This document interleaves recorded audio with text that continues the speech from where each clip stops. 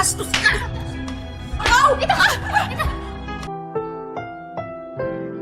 Ang susunod na programa ay rated PG. Ito ay nangangailangan ng patnubay at gabay ng magulang para sa mga batang manunood.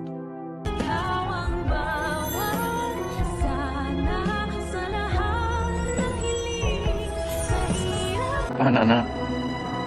Nakakasama mo na siya.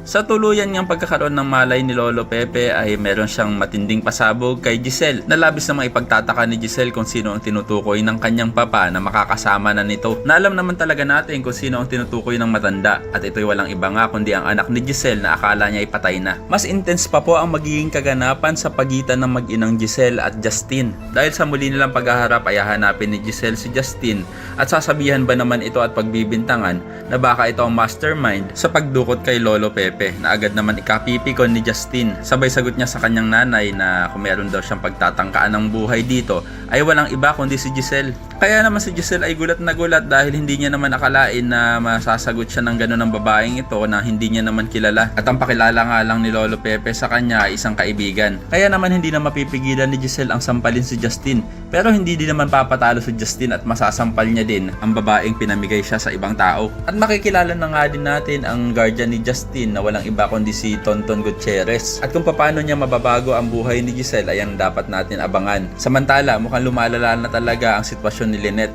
dahil unti-unti na nga siyang nalalagasan ng buhok. Kaya naman mapapayakap na lang siya sa kanyang asawang si Carlos dahil sa sobrang niyang pag-aalala. Pero sandali lang, nakapagtataka naman na nagising na si Lolo Pepe pero wala siyang natatandaan. Naku, naloko na, mukhang nag-amnesia pa nga. Kaya naman kung isa ka rin sa mga umaasang sana hindi nag-amnesia si Lolo Pepe ay pakilike ang video na ito and don't forget to subscribe. Thanks for watching and see you next time. Bye-bye!